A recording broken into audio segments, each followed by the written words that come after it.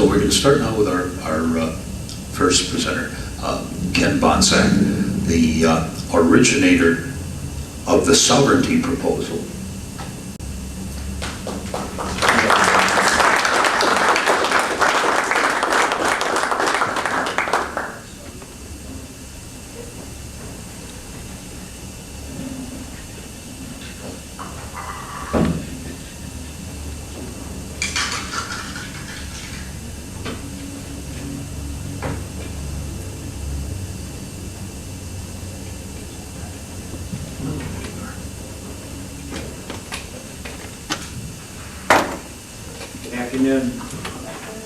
Good afternoon again. Once I understood government created money and saw the benefits that would accrue to those in our country, but to any country that used it, I could not lay it aside. I wanted to get into doing something. Well, my first idea was pretty naive. I never run for any office before, but I decided the answer is in Congress, so I should run for Congress. That was a bad idea. So that was 2 years later. I did it again. But then learned some things in doing so at quite an expense. The effort I made to get as many states as and counties and cities and school districts to support the idea. That's because when I formed sovereignty, I'm not going to Congress, somebody else is going to, and I'm going to arm them with all this information. So I thought that if cities and counties supported this issue and the congressman would respect that he would in turn be influenced. So with the help of different ones, Dick, just a horse here, got over 50 such tax bodies in the state of Iowa. I totaled up 3,395. Now you might ask, well, wasn't that easy to get a city council to vote for a resolution that would bring about interest-free loans? Yes and no. Yes, because it was such a good idea, but the difficulty was with elected officials. No elected official wants to ever look foolish. Now the camera is right in front of them. They're being heard on radio, and the media is sitting there from the newspapers. They don't want to look foolish, and therefore there is a hesitancy. In Iowa, by the way, before Dick got on board, I called on the City Council of Cedar Falls. I drove 4 hours to get there, right after my car was wrecked 5 minutes after leaving my home. Somebody came through a stop sign. I was so adamant about getting to Iowa that I did the police work and got a rented car. So I was first on the agenda at 7:30. And I went through everything. I thought, well. And any questions? Each looked at each other. Finally somebody said, well, don't want to be the first in Iowa. Everybody went like that, and I drove 4 hours back home. Using government-created money to build and repair infrastructure was the clearest way of showing people that there could be more necessary projects built at a lesser cost. The public could see where each dollar was going. They could see that bridge right there, that sewer system over there, that waste disposal plant down the street. The public could see this, and therefore they could acknowledge it. They could put their stamp of approval on it. So much in Washington, they don't know what's going to happen. The other thing is that when the sovereignty proposal was set up so that each county, city, state, and school district would get an interest-free loan based on their enrollment in school for a school district and population for a county, city, or state. So they could spend that money in their community. Now, in contrast, the way we do it now, where we really have to get close to that congressman, we really have to encourage him to get money from Washington into our area. We're a county of 44,000. We live next to a county of 250,000. Now, which county do you think is going to influence him just a little bit more? Also, he helped bring a clover leaf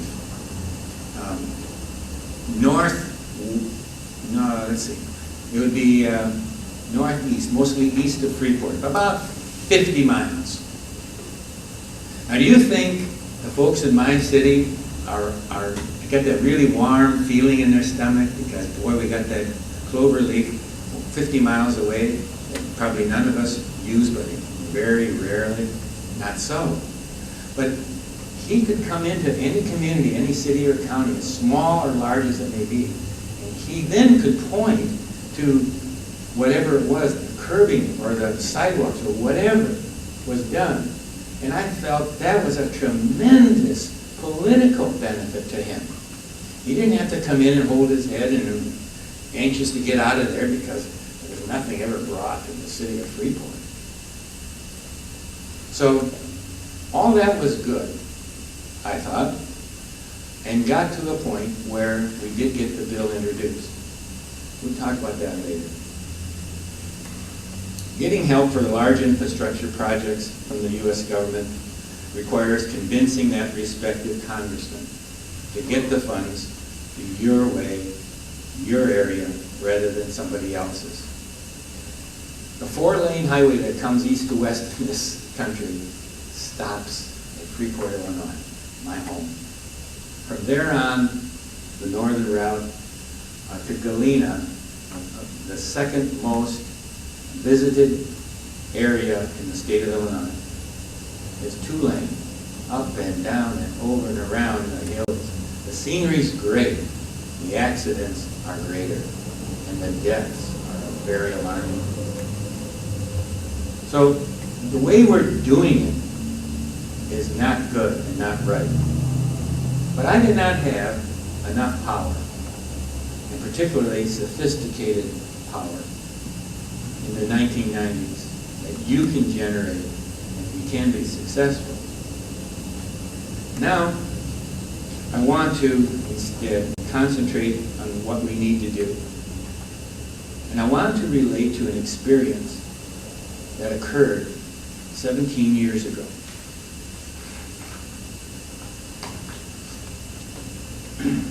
July 19, 1989. United Airlines Flight 232, coming out of Denver, heading for Chicago. Captain Al Harris at the controls. And suddenly the worst nightmare that any plane could have occurred. The engine blew up. And by doing that, it rendered powerless the ability to steer the plane and to brake for a landing. 45 minutes later, the plane made a fiery crash landing in Sioux City, Iowa. And what happened in those 45 minutes that allowed 184 people out of 296 to survive is what I believe we can relate to and learn from.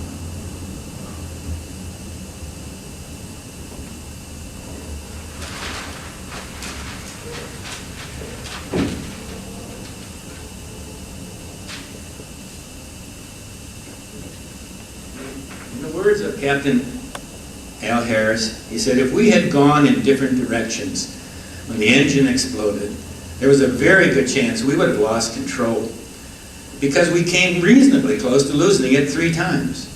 That's why you have to communicate. You must work together no matter what your business is. Now, to me, you stole something, you rascal. Oh, here it is. I got it.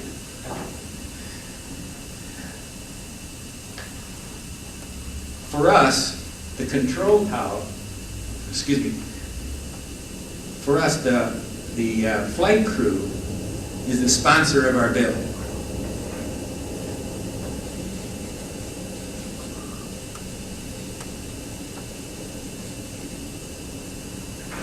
He's not up in the sky, he's out in Washington. And he's the one that needs the help up there. Somebody's got to be talking to him. Yes, he can pull out his manual. Maybe it is well written. But things are happening that aren't in that manual. And he's got to have some response. AMI, we're the control tower. We put that bill together. We know exactly what's in it. We know what it's supposed to do and the sequence of events in it.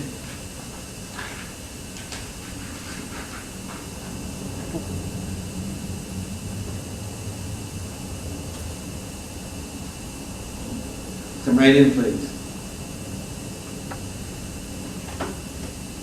The pilot, the flight crew, needs these problems answered. They don't need them tomorrow, they need them now, they need them quickly.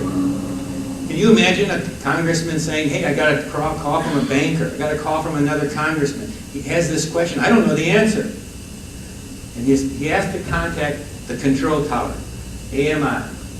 We have to have that answer to him on the run. Secondly,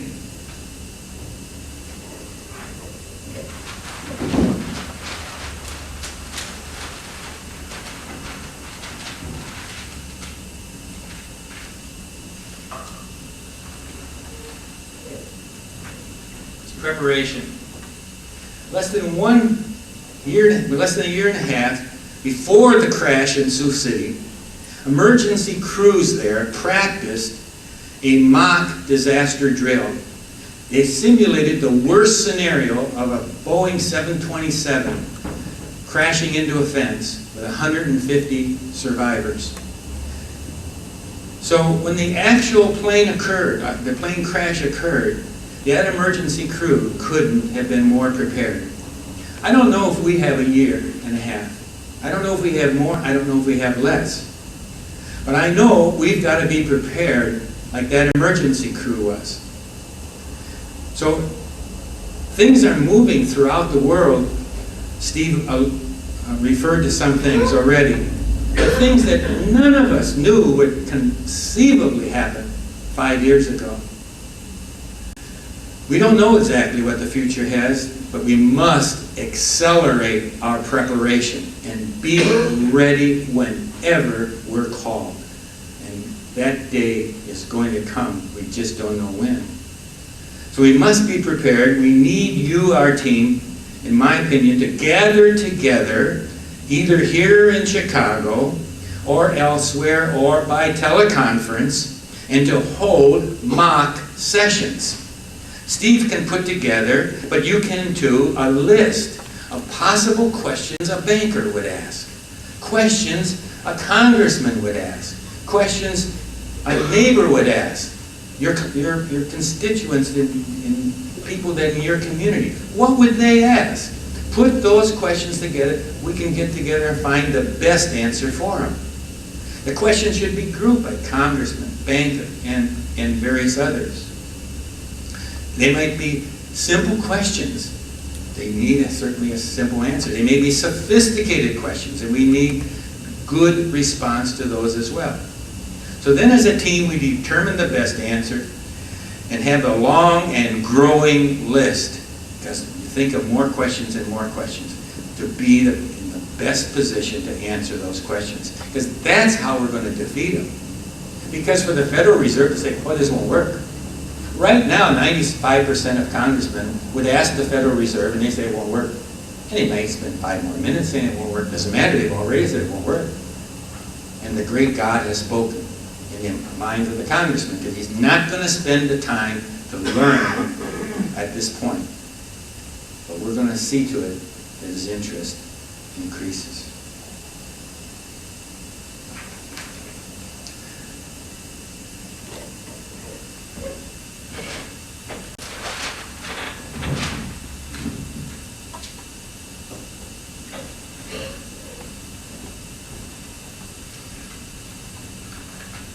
So the response. At about 4 p.m., United Airlines flight 232 came down. Came down for a landing, narrowly missed the runway, and caught fire. It slid 2,000 feet on that runway, rolled over several times.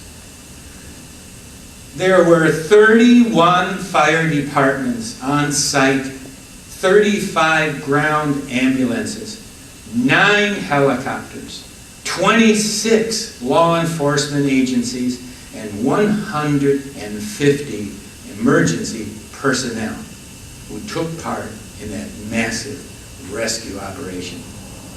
From the moment that engine exploded and the control tower was alerted, the tremendous force of support was in place in 45 minutes.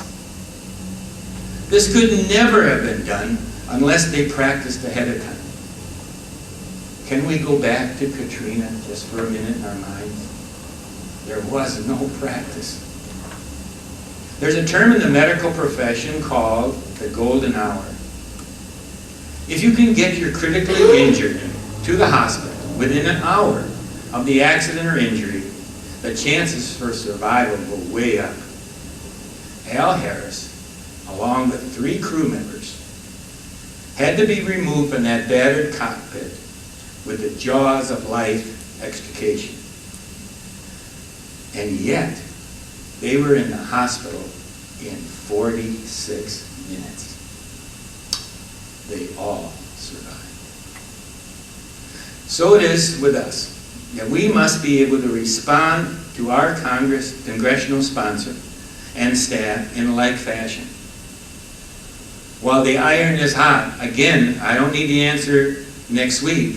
I don't need the answer when I get home on vacation. I need the answer now because he wants it now. I envision our headquarters still in Chicago to be at Steve's house. But we will also need a presence in Washington from time to time, meeting with individual congressmen, attending hearings that take place, especially if we can get the bill introduced, and also at strategic times thereafter. Now, once a bill is introduced, it's assigned to a committee. This bill would definitely go to the banking committee. We have a fancier name now, but think in terms of banking committee. Then it's assigned to one of its subcommittees. The subcommittee it will be assigned to is domestic and international monetary policy. Then they do a few other things. They deal with trade, technology. Now, the subcommittee currently has about 38 members, about 20 from the majority side and 16, 18 from the minority side. These are the congressmen that will eventually hold the first meetings. This is the first hurdle. You've got to get through that one. Now, to clear before it goes to the full committee, these people have to vote on it. And then from the full committee, it would go to the House floor. These kinds of measures, monetary measures, must start in the House. So my concentration was always in the House of Representatives. Now, there's so many difficulties that you have. When the bill that I was working on so diligently, and I moved to Washington and spent 3 solid weeks there, living in the hotel. That's expensive. And the congressman said he wasn't even going to introduce it unless I got 25 co-sponsors. Geez, you know what? We're in September at that time. You know what happens in September, at the end of September, Congress takes leave of Washington and goes back to try to get reelected. And here I am in September trying to get this bill introduced. I knew they weren't going to be able to vote on it, but I wanted the carryover. I wanted to be able to say in the following January, look, we got that bill introduced. But he wasn't going to do it unless there were 25. On Tuesday of the last week, they were going to be gone on Friday. I had 7. And he said, oh, okay, if you had 20, I'll do it. There's a congressman from Louisiana. He wasn't even going to come back. but he voted for it. He put his name on there for it. And there were other ones, and more. And at 6 o'clock on Friday, and I knew I was okay for time because they had agreed to extend into Saturday. You can't introduce a bill unless Congress is in session. So one day later, that was going to be okay. So I happily and proudly went into his office and said, I got your 20. And he looked at the list, the aide did, and said, yeah, I'm going to talk to the congressman tonight. Come back 10 o'clock tomorrow.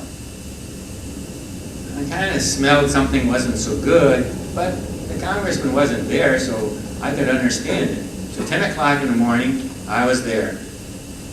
He said, let's go for a walk. You know there's trouble coming there. And he said, this list has only 8 Republicans and 12 Democrats. There is no way he's going to introduce this bill, because there's some liberals among them. Well, he had told me that it needs to be bipartisan, and I didn't know it was going to be 50-50 or 51-49. So all that time was wasted. In a way, it was wasted. But in a way, we learned from that the hard way. Okay. So, difficult to get a hearing, talking to these committee members directly, but also I want to see us talk to their constituents.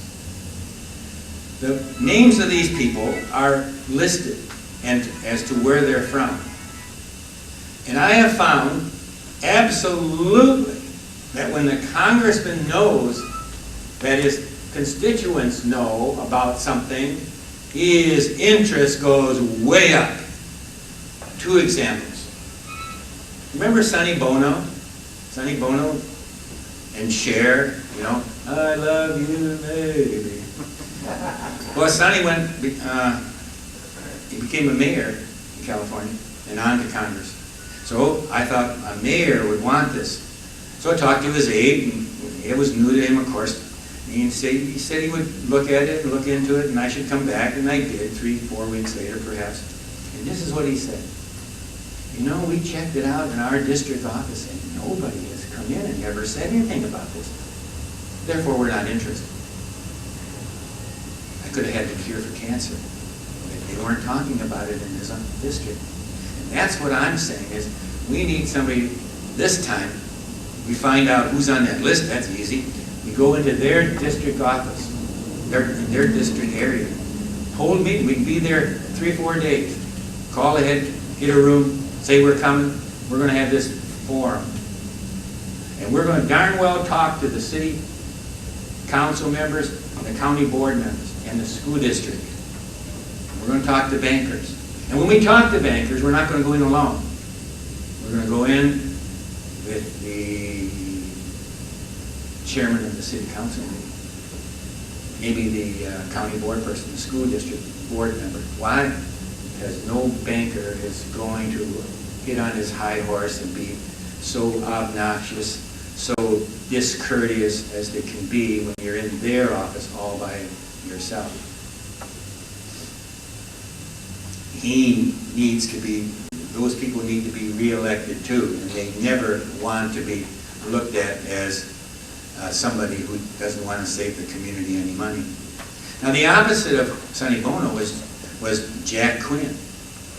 Jack Quinn, his district is in the Buffalo, New York area. And when I could show the list saying Buffalo is one of the cities that supported this resolution, he said, Buffalo? Let me see that. And I showed it to him. He says, Buffalo is almost all of my congressional district. I'll sign on to that.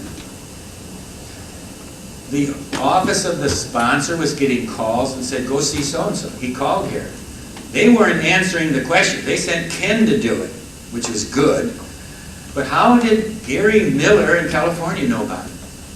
Because somebody that Sovereignty had contacted or been contacted by, they went to see him, because we always supplied these people with the basics and what it was.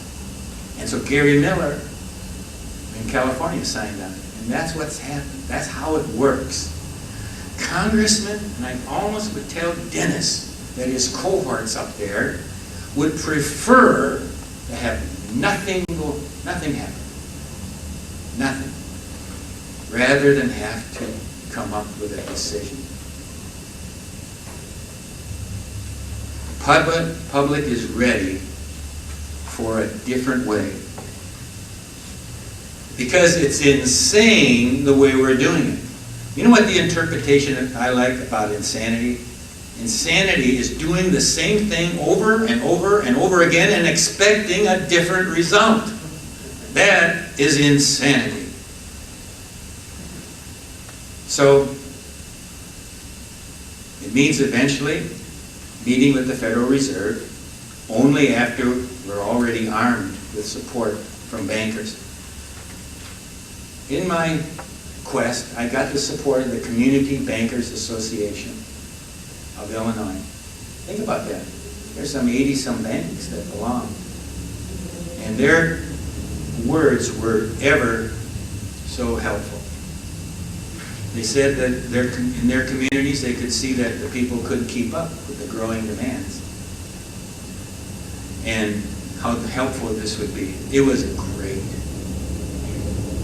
So, I'm saying that we start immediately, following this conference, and assembling the first set of possible questions, and subsequently the answers from bankers and many others. Questions and answers, and obtain other questions and answers. When the banker sits down, again, we'll be there.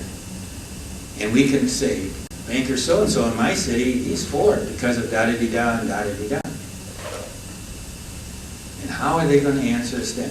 But we need those answers from the banking group to be sure, and others as well. And certainly, we need the sophisticated answers that I spoke of before, that I never had, because I didn't have American Monetary Institute with me at that time. I'll take a few questions. Okay, Alan? I didn't understand what it was that you said each of these little communities could finance their own things, but so what was your actual proposal? Okay, real quickly, the sovereignty proposal was that I determined how much money I thought the Fed was allowing to be created per year. I took that figure, or close to it, and multiplied it times 5. That's what we're going to do over 5 years. Came to 400 billion, so roughly 480 billion a year. And then I divided it up, and before I finally said this is what it will be, I talked to people in schools and the counties and so forth, and I said, is this amount reasonable? They always can use more, and the total of 400 billion is still far from the over 1 trillion that the American Society of Civil Engineers has documented that is needed, and that's even without even including Katrina. So okay, a state could get $200. Your state could get $200 times its population. The county could get $200 times its population, and your city $600 times its population. I've just counted you 3 times, haven't I? Because you remember the county, the city, and the state. And the school district would be enrollment, $2,400. And believe me, throughout the country, mathematically, it works. That's going to be 80 billion. Now, for the big city like Los Angeles, Chicago, whatever, they wouldn't get their full amount in any one year. They would get about 1/5 each year for 5 years. But think about it. It brings about responsibility, doesn't it? We're not going to get into the bridge to nowhere in Alaska. Because in this case, the community has to pay for it. But they're not going to pay 2 and 3 times. They're not going to pay interest plus bond fees. I didn't even get into that cancerous thing called bond fees. But that's how they all could benefit. And that's why the congressman could come into the smallest community in your district and say, oh yeah, right over there, those sidewalks are the ones that I helped by bringing along this bill. So they'll pay for it, they won't pay twice, and they won't pay 3 times if you fund it over 30 years. They aren't going to do that. Yes, sir? I think you're quite right when you say the need to involve bankers. You mentioned the Illinois community bankers. About 5 years ago, a group of people sitting around a poker table apparently formed one of the most successful new banks, Wintrust. And I addressed their annual meeting last time I was in Chicago in May, and they make mostly real estate loans, and they say they know that most of the loans are going to go bad. But if they don't make them, another bank will make them, and they simply buy default insurance and sell it to Fannie Mae. So they were explaining to me how anybody can create credit, as they did after sitting around the poker table discovering this. And they say we'd rather be a part of something that doesn't really lose money for society, but we're just playing by the rules of the game. People like that certainly would be prime people, so I can see why you're getting the community bankers. You're right on target, and when I talk to a banker, I always use this example because a banker gave it to me. He said, Ken, what I really want to do, what I really like to do, is when I get up in the morning, I'm on my way to work, and I pass this bakery. Our bank loaned that bakery money to expand. And then before I get very far, I see the factory off to the side. We're the ones that loaned that factory the money to start the business. And over here, that business over there, we loaned them too. Oh, by the way, you see that housing project over there? That's what I like to do. And if you can present it to, tell me which banker is not going to like that. But by the way, in my hometown, just this past week, we had a man to come in with lots of money. He was going to buy a building that has been fluctuating just with rent, some rent, then no rent, so forth. He wanted to buy the building. He had almost half the money down. And two banks told him, we're not making any commercial loans. Because we're scared of this factory, they're laying off. New manufacturing is moving out piece by piece, so forth, so forth. So what are we thinking about? Remember what happened? What was it? In the 30s? And the Fed just tightened it up? Made things worse. Yes, somebody over here had a question. Yeah, you were talking about the interest rate loan. Could you simplify that? Because to me it seems like, because the project is paid for right away, there'd just be a single fee for the year. How would that interest be worked in or out? Okay, the loan would be paid back to the federal government up to 30 years if the project warranted lasting 30 years. Like a bridge, it should last 30 years. So they could choose 20 years, 30 years, whatever. But they wouldn't have the extra bond fees as well. So you got $90,000, let's just say $90,000, you're going to do it over 30 years. Well, let's say 30,000, that's $1,000 a year or $1 million a year, whatever it is. In Illinois, I'm going to get back to the point I thought I was not going to get into, but Lake in the Hills, just a little northwest of here, they built a big waste disposal plant, $32 million. This is a classic example of what we're talking about here. And the bond fees were 2%. It's always 2%, but you get into New York area and it gets closer to 5%, but almost always it's 2%. They just flat. Nobody questions it. Why 2%? I mean, nobody questions it. What is 2% of 32 million? 640,000, which is paid right away, which is now borrowed too. It's added to the project, and that cost is now over the 20 years or 30 years. So I went to a bond, first I went to a finance director of a neighboring city, a large city, and he told me, talk to this guy. And that guy's a bond dealer. We did it on the phone, so he really didn't know who I was, and I forgot really to tell him what I was really interested in, why I'm calling him, but he sang like a bird. I said to him, why 640,000, what's going to happen? Well, let's see, project that size, we need $1,000 for an ad in the Wall Street Journal to let everybody know you can now buy these bonds. Okay, $1,000. $1,600 for printing, okay? $2,000 for postage, mailing things out to prospective bond purchasers, and they all have a list. And $10,000 to run up to New York and beg Moody's for a better bond rating. And $20,000 would go to the registrar. That can be an attorney, it can be a bank, and every 6 months they send the interest to the people who buy the bonds. Did you add it up? It's $34,600. Okay, I said, you got a little over $600,000 left. Now here's the great thing. Here's the great answer of all great answers. Well, we have to set money aside in case Lake in the Hills doesn't make it. When did they last not make it? Well, they never, folded. Did any, your cities or counties go bankrupt, fail to pay the bonds? And don't tell me about Cuyahoga County, Ohio. Don't tell me about Riverside County in California, because all they did was lower their payment for some months, if not a couple of years, and then they never totally defaulted. How in the world can a tax body default in the first place, unless everybody's moved out? I mean, they got the ability to raise the tax on the street you live on, and the water you drink, and the sewer system. Come on. That is baloney, and we've taken it in all these years, and nobody questions it. Isn't it amazing? Stupid. Insanity. Okay, there's another question. One more. Okay, two questions.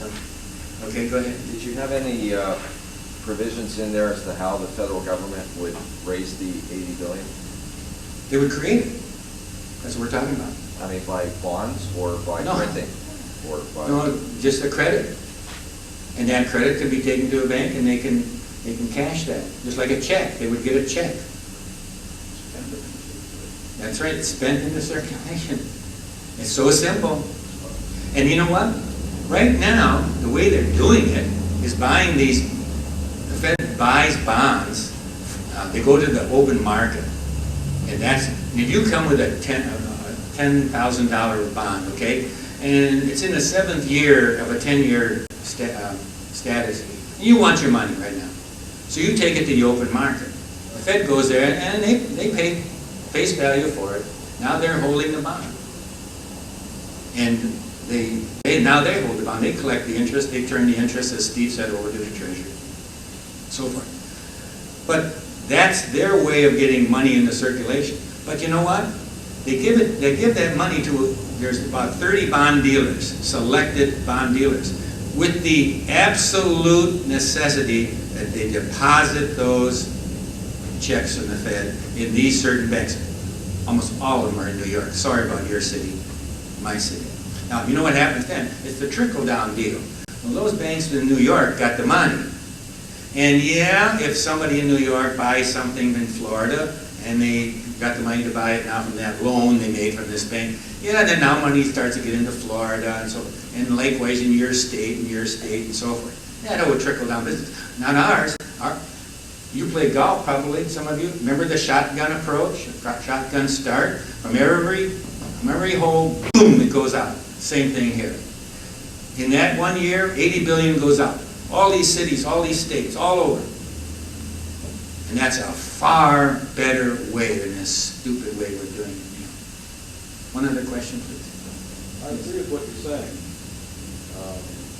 But just very few years ago, Mr. Greenspan told a summer meeting in the Fed right here in Chicago that the prevailing thought was going to be what we call a creative disruption. And basically disinvestment in the American system. And so whether it's talked about or not, nonetheless, the kinds of people you're going to have to convince are subscribing to that theory. Right. So being right is not enough. You're going to have some more tricks up your sleeve. Otherwise, it's tantamount to jumping in front of a freight train. And the trick is, these people are the ones that elect you. And when we talk to them, and their problems are severe. In Davenport, Iowa, when I went through there, they took me through the school and they said, see those wires up there? This is an old school in Davenport North School. I don't know if they've done anything since that day, but you know, we got computers that came in and so needed new wiring. They just strung it along the top of the ceiling. I mean, it just goes on and on. How many sewer systems have broken and water systems don't work? And we talked about the levees, and it just goes on and on. Again, we go back to the needs. And we can be distributed like this, and there can be many other good ways too, but in infrastructure that people can see it. And we could post, you'd say, okay, this month, you know what? In Iowa they did this, and in Illinois they did that, and so forth. This is where the money went. That's not hard. It's not hard to do that. Hey, folks, I'm going to leave the conference now. Go ahead. Yeah, Kenny, I just heard a story recently, and it just fits in and makes your point, so I'd just like to say it right now. An alien from outer space suddenly appeared down in the New Orleans area. It was this year, a year after the hurricane, and the alien looked at somebody and said, "What happened?" They said, "Oh, it was a terrible hurricane." And they said, "Well, why is all this damage still here? Don't you have the men and the materials and the equipment to rebuild?" And they said, "Yes." And he said, "Well," then the alien says, "Well, why don't you rebuild?" And the guy said, "Because we don't have any money." And the alien said, "What's money?" And we said, "It was pieces of paper with numbers on it." And the alien picked up his communication device and he said, "Beam me up. There's no intelligent life on this planet." Good for you. I leave you with this one thing, though. We've asked you to be committed to this. Here's an explanation of commitment, and the author is unknown, but I sure believe it. Until one is committed, there is hesitancy, a chance to draw back, always ineffectiveness. Concerning all acts of initiative, there is one elementary truth, the ignorance of which kills countless ideas and splendid plans. That the moment one definitely commits oneself, then providence moves in. A whole stream of events issues from the decision, raising in one's favor all manner of unforeseen incidents, meeting and material assistance, which no man could have dreamt would have come his way. So whatever you do or dream, you can begin it. Boldness has genius, power, and magic in it. I started to say, I'm going to leave the conference now. I'll be back late tonight, and for the rest of the conference, I'm going to catch up on those speakers coming after me today. Be assured of that. But I just wanted to tell you that it's a happy, happy occasion. This year, this day, 100 years ago, my uncle started a business in Burlington, Wisconsin. My mom, his sister, was the bookkeeper. That business had its problems. During the tough times when they were heated with steam from a cannery, from Nestle's cannery, and had to only heat 2 rooms of the store, and my dad, a clerk, wore his overcoat and hat every winter from 1906 to 1929 when they put it in the boiler. But anyways, my family, mother, dad, 2 brothers and a sister, and I all worked there. And I'm the only one left. My uncle was the same uncle that raised me since I was an orphan at 9 and got me through school and college. And his son then finished up the time for us. And he is too sick to travel. He's in Arizona on 93. But the store, it's fought off the big box thing, even though Walmart's got a super center in that same little town of 8,000 people. But anyways, 100 years we're going to celebrate tonight, and I desperately want to be there. I'll be back.